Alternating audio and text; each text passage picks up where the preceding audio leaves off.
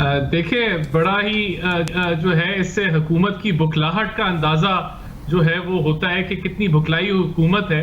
और इसके साथ साथ जो बशीर मेमन साहब एफआईए के बारे में कहते थे कि जिस तरीके से हुकूमत उनसे काम लेना चाह रही थी, मेरे ख्याल से वाजिद ज़िया साहब वो काम बड़े अच्छे तरीके से सर अंजाम दे रहे हैं। आपने कहा कि वो उसके अंदर एफआईए को हमने दरखास्त नहीं दी, लेकिन जो कोर्ट का जो फैसला है उसके अंदर एफआईए के जो 2 अफसर थे उनकी अटेंडेंस थी। और फिर मेरे ख्याल से कल पूरा दिन सारे जितने भी चैनल्स हैं पाकिस्तान में, उन्होंने बताया कि कोर्ट ने ब्लैक लिस्ट से नाम निकाला है और एक दफा की इजाजत दे दी है। लेकिन आपको हुकूमत की प्रायोरिटीज का अंदाजा होता है कि हुकूमत जो है वो बुग़्ज़े मुस्लिम लीग नून या बुग़्ज़े शरीफ के अंदर किस तरह फंसी हुई है और इनको और कोई काम जो है वो ज्यादा अच्छे तरीके से नहीं कर सकती। ये काम जो पॉलिटिकल विक्टिमाइजेशन का है ये बड़े अच्छे तरीके से सर अंजाम देती है हुकूमत। इसके लिए इनके लिए तालियां बजानी चाहिए। लेकिन यहाँ हुकूमत का जो कंटेम्प्ट ऑफ कोर्ट है और जो कोर्ट की इज्जत है उसका भी अंदाजा आप लगा सकते हैं कि कितना ये कोर्ट के फैसलों को एहतराम करते हैं। और ब्लैक लिस्ट वैसे ही एक इलीगल इकदाम था। ठीक है, शहबाज शरीफ साहब जो है ना वो दहशतगर्द थे, ना वो कोई एंटी स्टेट उनके अंदर कोई ऐसी कोई क्वालिटीज थी। उन्होंने तो सूबे को जो है वो भरपूर तरीके से तरक्की दी और पाकिस्तान के लिए काम किया।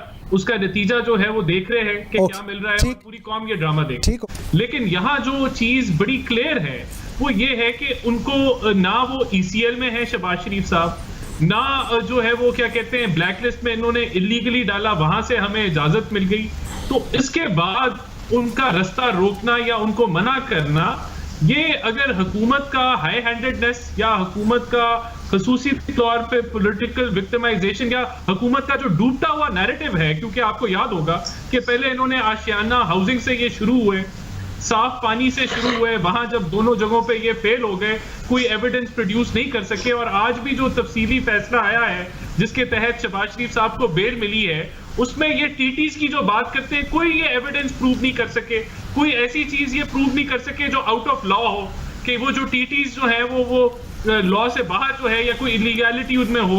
उन बेसिस के ऊपर उनको बेल मिली और उन्हीं बेसिस के ऊपर जो है ये उनको इजाजत मिली कि वो आए, क्योंकि जो उनका जो हिस्ट्री है, रिकॉर्ड है शहबाज शरीफ साहब का, वो फुल तावन करने का है इन अदारों का जो इन्वेस्टिगेट कर रही है। उन्होंने कोई पेशी किसी किस्म की जो है इन्वेस्टिगेशन से इनकार नहीं किया। हर पेशी वो में वो पेश हुए। तो इस रिकॉर्ड के तहत उनको इजाजत देनी चाहिए। हर पाकिस्तानी शहरी का ये हक है, उसका राइट है कि वो अपनी हकलो हरकत करे, मुल्क से बाहर जाए, वापस आए।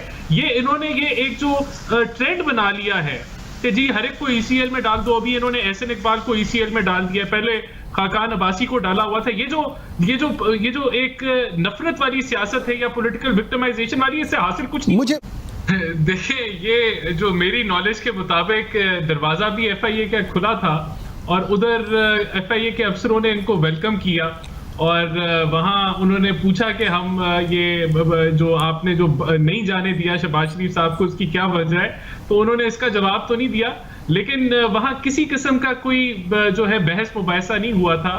लेकिन ये आप हुकूमत की बुखलाहट देखें कि हुकूमत किस पे आ गई। और जो बशीर मेमन साहब थे, मैं समझता हूँ कि ये उनके हक में जो है ये लेटर आ गया है कि जो वो बातें कह रहे थे कि एफआईए को किस तरीके से एक आला क्या जो है दर्जा दे के इस्तेमाल करना चाह रहे थे पीएमएलएन के अगेंस्ट, वो ये हो रहा है। वाजिद ज़िया साहब ये कर रहे हैं। और ये जो इन्होंने लेटर जारी किया है कि क्रिमिनल ट्रेसपास और इन पे पर्चा होना चाहिए, शर्मनाक है। ये शर्मनाक लेटर है कि इनको शायद भूल गया है कि हमला आवर कैसे होते हैं। जिस तरह पीटीवी के जो है वो बिल्डिंग के अंदर हमला आवर हुए थे, जिस तरह असेंबलियों में हमला आवर हुए थे। तो ये हुकूमत में यही तो कह रहा हूँ, ये बुग़्ज़े इनको कुछ और नहीं लेके बैठेगा, बुग़्ज़े मुस्लिम लीग नून इनको लेके बैठ जाएगा। क्योंकि जहां इनकी तवज्जो होनी चाहिए है चीनी महंगी पे, 120-25 रुपए पे जो चीनी है, जहां महंगाई पे होनी चाहिए, जहां गरीब जो है वो पिस रहा है, वहां होनी चाहिए, वहां नहीं है। लेकिन यहाँ इनके दर्जनों के लिहाज से जो वजीर मुशीर हैं वो इसी काम पे लगे हुए हैं, एफआईए इसी काम पे लगी हुई है।